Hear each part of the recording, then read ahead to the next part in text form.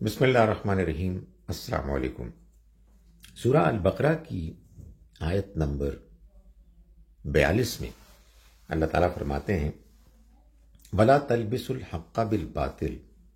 وَتَكْتُمُوا الْحَقَّ وَأَنْتُمْ تَعْلَمُونَ۔ بنی اسرائیل کے علماء کو خطاب کر کے اللہ تعالیٰ فرما رہے ہیں کہ دیکھو، حق کو باطل کے ساتھ گڈمٹ مت کرو اور حق کو مت چھپاؤ، وانتم تعلمون، جبکہ تم جانتے ہو کہ حق کیا ہے۔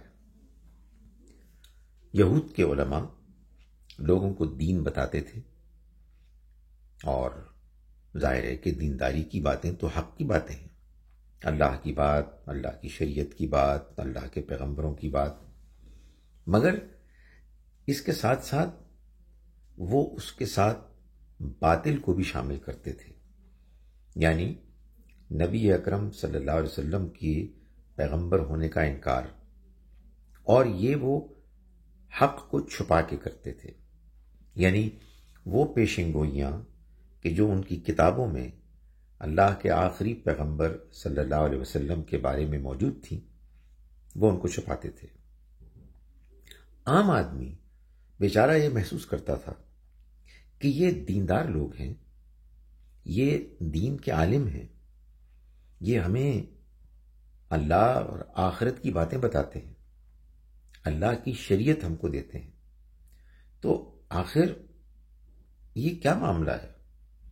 کہ جب یہ کہہ رہے ہیں کہ اب جو پیغمبر بھی آئیں گے وہ بہرحال یہ نہیں ہے، ہمارے ہاں اس طرح کی کوئی بات نہیں ہے کہ ہم ایک بعد میں آنے والے ایسے پیغمبر کو مانیں کہ جو بنی اسماعیل میں سے ہوں، تو وہ حق اور باطل کو گڈمٹ کرتے تھے۔ اس کا نتیجہ یہ ہوتا تھا کہ لوگ بہت سے حق سے محروم ہو جاتے۔ یہ دنیا کی ایک بہت بڑی حقیقت ہے کہ بعض لوگ بہت سی اچھی باتیں کرتے ہیں، لیکن اسی کے ساتھ ساتھ بہت سی غلط باتیں بھی شامل کر دیتے ہیں، اور اس کا نتیجہ یہ نکلتا ہے کہ جو غلط باتیں ہیں وہ اچھی حق باتوں میں ایسے گھل مل جاتی ہیں کہ ایک عام آدمی کو اندازہ ہی نہیں ہوتا، وہ خیال کرتا ہے کہ یہ تو ساری باتیں ہی صحیح کر رہے ہیں، یہ غلط بات کیسے کر سکتے ہیں۔ تو چنانچہ لوگ ایسے لوگوں کو، ایسے علماء کو آنکھیں بند کر کے مانتے ہیں، حالانکہ اللہ تعالیٰ نے آنکھیں بند کر کے کسی کی بات بھی ماننے کے لیے ہمیں تلقین نہیں کی ہے سوائے پیغمبروں کے، اور ان کو بھی اس لیے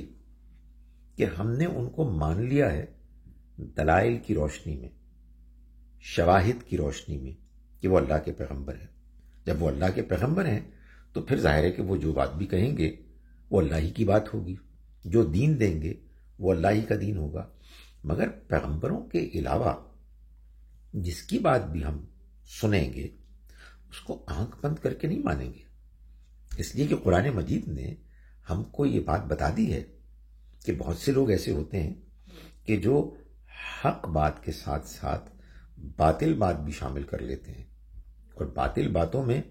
اور حق باتوں میں پھر کوئی فرق محسوس نہیں ہوتا،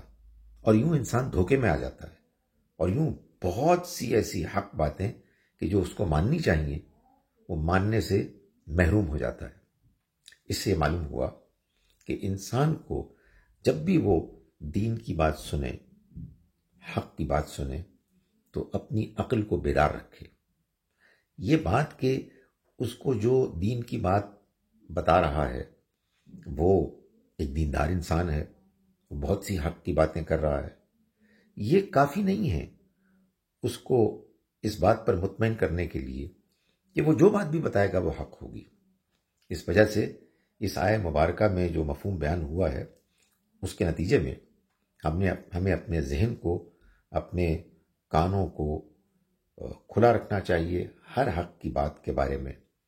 اور چوکس رہنا چاہیے کہ کہیں ایسا نہ ہو کہ وہ لوگ کہ جن سے ہم بہت متاثر ہیں ان کے اس ہمارے اوپر اثر کی وجہ سے ہم کچھ باطل باتیں بھی ان سے قبول کر لیں۔